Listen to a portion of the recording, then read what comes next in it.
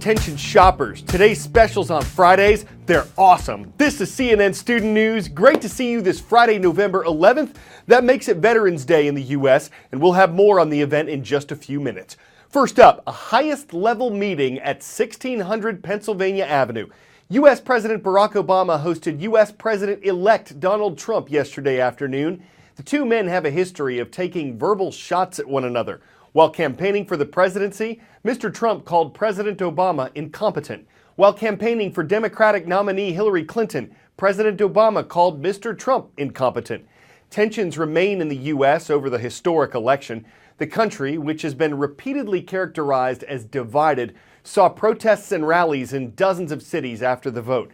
Most were peaceful, but there was some violence in places like Oakland, California, where emergency workers had to extinguish about 40 fires. Many of the protesters turned out to say they opposed the election of Donald Trump. Some supporters of the president-elect turned out to celebrate. But at the White House, both leaders had kind words for each other and seemed focused on working together to move the nation forward. Well, I just had the opportunity to have an excellent conversation with President-elect Trump. It was wide-ranging. We talked about some of the organizational issues in setting up a White House. We talked about foreign policy. We talked about domestic policy. And as I said last night, my number one priority in the coming 2 months is to try to facilitate a transition that ensures our president-elect is successful. I believe that it is important for all of us, regardless of party and regardless of political preferences, to now come together, work together to deal with the many challenges that we face. This was a meeting that was going to last for maybe 10 or 15 minutes, and we were just going to get to know each other. We had never met each other. I have great respect. The meeting lasted for almost an hour and a half, and it could have, as far as I'm concerned, it could have gone on for a lot longer. We really, we discussed a lot of different situations, some wonderful and some difficulties. I very much look forward to dealing with the president in the future, including counsel. So, Mr. President, it was a great honor being with you, and I look forward to being with you many, many more times in the future. Thank you, sir. Mr. Trump has had Secret Service protection since last year. His code name, Mogul, in reference to his business leadership experience. President Obama's is Renegade. Another part of the job, regular intelligence briefings. President-elect Trump will start getting those very soon. They usually begin shortly after an election so that an incoming president is ready to make major security decisions as soon as the oath of office is taken on Inauguration Day, January 20th.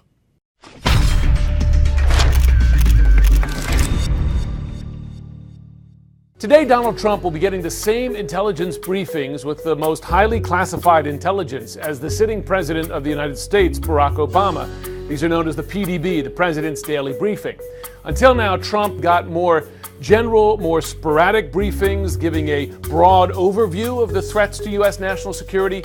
Now it will get much more specific, and the briefings will come much more often.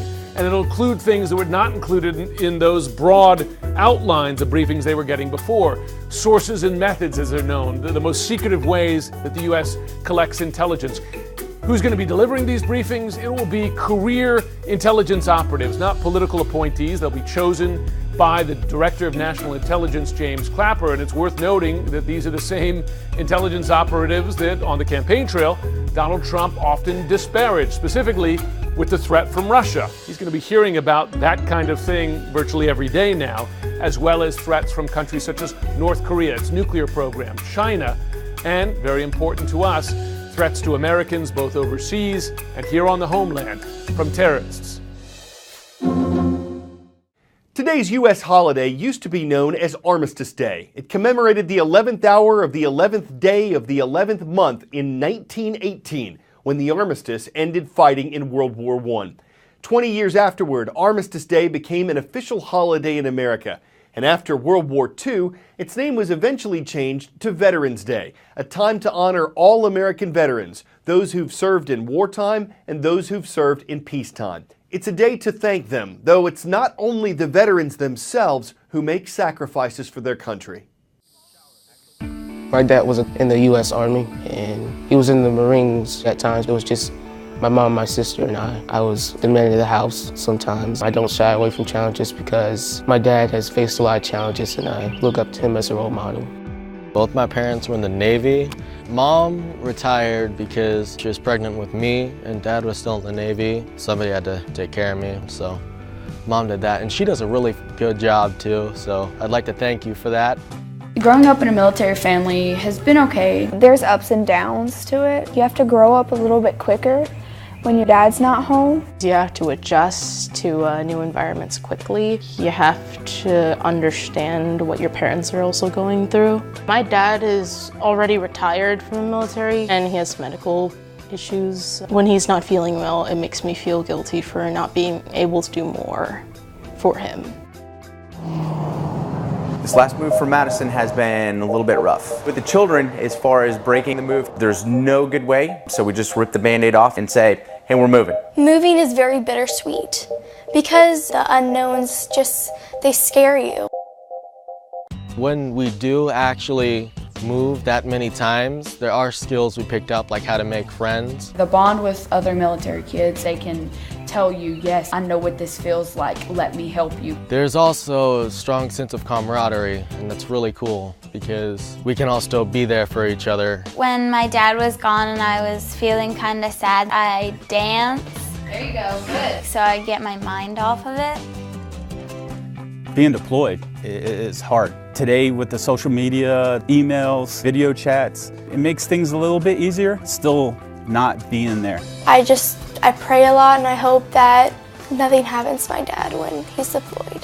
When he's getting ready to leave, there's some fear, there's some sadness, but I think for me, just trying to be as positive as I can for the kids. There's times that they are just as much my support as I am for them. Being a military kid has its advantages and disadvantages. You don't see your parent as much, but you know what they're doing is right. They're putting their heart out for their country. I would like to say thank you for serving your time in the military. It is amazing how much you sacrifice and are a part of something that's so much bigger than yourself. Thank you. Thank you for impacting our world.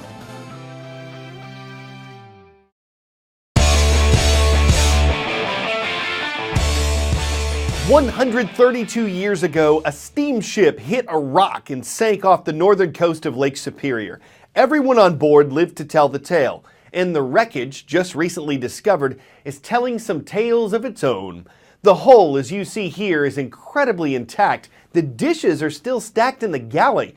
A diver who helped locate the J.S. Severn said she sank on a pretty even keel that allowed divers to explore inside what's like a giant time capsule from 1884.